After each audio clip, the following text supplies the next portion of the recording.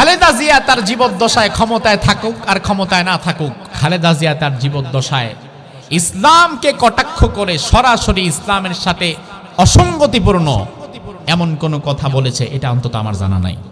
এটা আপনি রাজনৈতিকভাবে যে কোনো দল করতে পারেন, ব্যক্তিগতভাবে তিনি ভদ্র, ঠিক না? যার যতটুকু ভালো আছে এতটুকু স্বীকার করেন। দুনিয়াতে কে কবে কখন কোথায় মারা যাবে দুনিয়ার কেউ সেটা জানে না, সেটা জানেন কে? আল্লাহ কোরআনের মধ্যে বললেন, আইনামা তাকুনু ইউদরিকুমুল মাউত ওয়ালাউ কুনতুম ফি বুরুজিম মুশাইয়াদা। মৃত্যু থেকে পালিয়ে কোনো লাভ নাই, কোনো লাভ নাই। মৃত্যু থেকে কোথায় পালিয়ে যাবা? যদি কোনো প্রাসাদ অট্টালিকার মধ্যে গিয়ে ঢুকো, মালাকুল মউতের সেখানেও যাওয়ার সুযোগ আছে না নাই? অনুমতি লাগবে।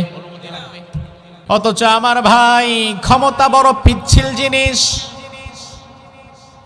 কচু পাতার উপরে পানি যেমন টলমলে, ক্ষমতা তার চেয়ে বেশি টলমলে। আগের দিনের ক্ষমতা বানরে পরের দিন জেলের আসামি বানায় দেওয়ার ক্ষমতা আল্লাহর আছে না নাই? আবার আগের দিন কিছুই নাই, এলাকায় তার দেখাও নাই, খোঁজও নাই, বেটা আছে না মরছে কে জানে, কিন্তু পরের দিন আবার এলাকার মধ্যে ফুলের মালা নিয়ে ঘুরে আছে না নাই? আপনাদের ভুলে গেলে চলবে না। 2017 সালে মায়ানমার থেকে প্রায় 10 থেকে 15 লক্ষ রোহিঙ্গা মায়ের খাইতে খাইতে বাংলাদেশে ঢুকে গেছে। ওই রোহিঙ্গারা কিন্তু এখনো বাংলাদেশেই আছে। ওই রোহিঙ্গাদেরকে স্মরণকালের ভয়াবহ অত্যাচার করা হয়েছে, তখন আমরা দেখেছিলাম। অনেকের হয়তো এখনো মনে আছে ওই মুহূর্তের ভিডিওগুলো আমাদের কাছে যখন আসছিল, আমরা দেখতে পারি না। আহারে, জীবিত মানুষের গায়ে কেরোসিন তেল ঢেলে তার গায়ে দিয়েছে। সে যখন মৃত্যু যন্ত্রণায় লাফায়, তার চারিপাশে ওই মায়ানমারের জানোয়ারগুলো দেখে দেখে হাসি দেয়, তামাশা করে। এই টোটাল বানানো হয়েছে যার ইশারায়। তার নাম ছিল অং সাং সুচি, মনে আছে? ওই বেডি এখন কই জানেন? আজকে কিন্তু না, আরো বহু বছর আগে থেকেই জেলে।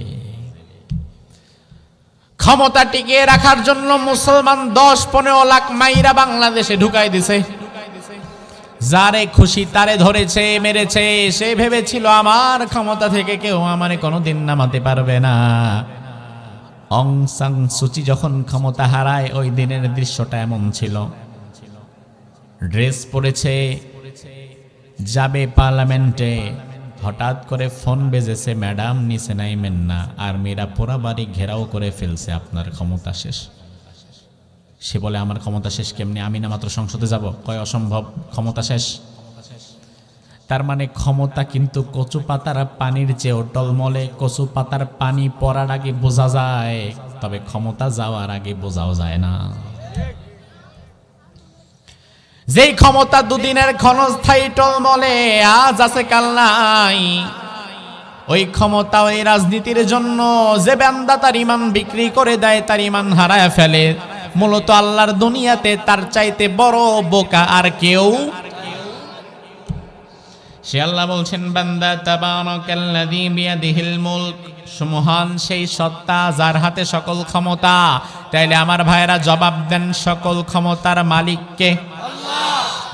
সকল ক্ষমতার মালিক আল্লাহ, কথা ঠিক, তবে সকল ক্ষমতার উৎস কিন্তু জনগণ। ঠিক? ওরে বাবা, ও মিয়া বুঝেন না কেন? মালিক যে, উৎস তো সে। উৎস মানে কি? মূল। মূল উৎস যদি মূল হয়, তাইলে ক্ষমতার মূল কি জনগণ হয় না আল্লাহ হয়?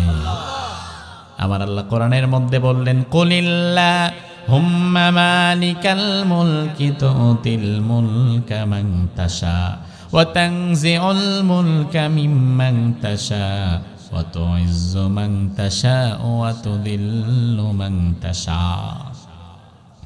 ও নবী আপনি বলে দেন, কুলিল্লাহুম্মা মালিকাল মুলক, আমি আল্লাহ সব ক্ষমতার বড় ক্ষমতাবান, আমি আল্লাহ যাকে চাই তারে ক্ষমতা দেই, আবার যারে চাই না তারে ক্ষমতা থেকে নামায়া দেই, আমি আল্লাহ যাকে চাই তারে সম্মান দেই, আবার যারে চাই না তারে বেইজ্জতি করে দেই। তাইলে ক্ষমতার উৎস কি জনগণ নাকি আল্লাহ? কিন্তু প্রথমবার অনেকে হো হো করছেন, মাথা নাড়ছেন। আমার ভাই বিষয়টা কি? তার কারণ হচ্ছে সকল ক্ষমতার উৎস জনগণ, এই সস্তা কথা রাজনীতির মাঠে মুখরোচক।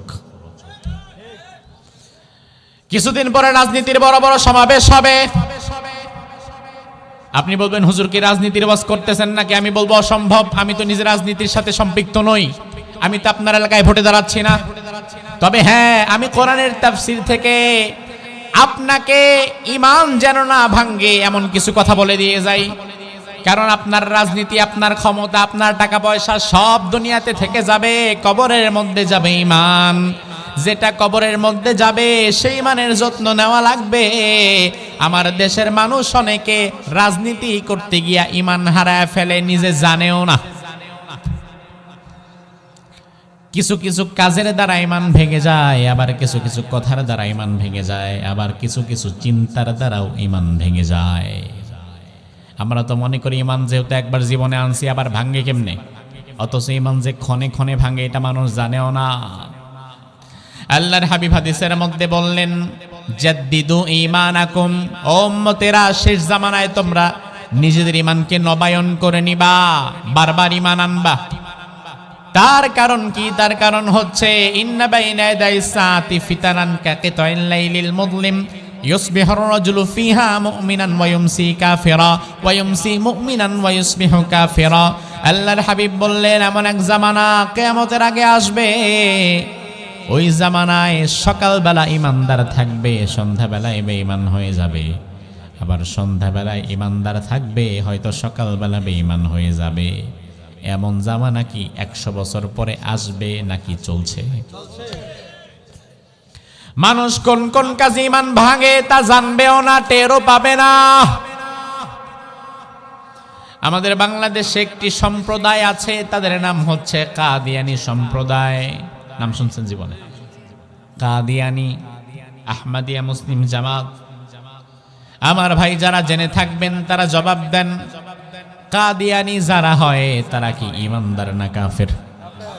জানেন তো কাদিয়ানী কি ঈমান না কাফের? কাদিয়ানী বিশ্বনবীকে শেষ নবী হিসাবে মানে না, অথচ আমাদের নবী শুধু নবী না, শুধু সেরা নবী না, আমাদের নবী শেষ নবী। জোরে কোন, আমাদের নবী কি নবী? আমাদের নবীর পরে কিয়ামতের আগ পর্যন্ত দুনিয়া থেকে আর কোন নবী আসবে?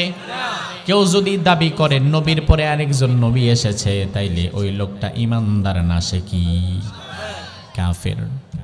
তার কারণ কোরআনের মধ্যে আল্লাহ বললেন, মা কানা মুহাম্মাদুন আবা আহাদিম মির রিজালিকুম ওয়ালাকির রাসূলুল্লাহি ওয়া খাতামান নাবিয়্যিন। ও দুনিয়া মানুষ শুনে নাও, তোমাদের কোন পুরুষ ব্যক্তির পিতা আমার নবী নয়। ওয়ালাকির রাসূলুল্লাহ, আমার নবী হচ্ছে আমি আল্লাহর রাসূল। ওয়া খাতামান নাবিয়্যিন, এবং আমার নবী হচ্ছে শেষ নবী।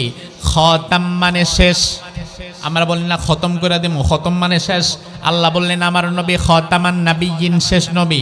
তাইলে ভারী কোটার ভাইরা জবাব দেন, আমাদের নবী কি শুধু নবী না শেষ নবী?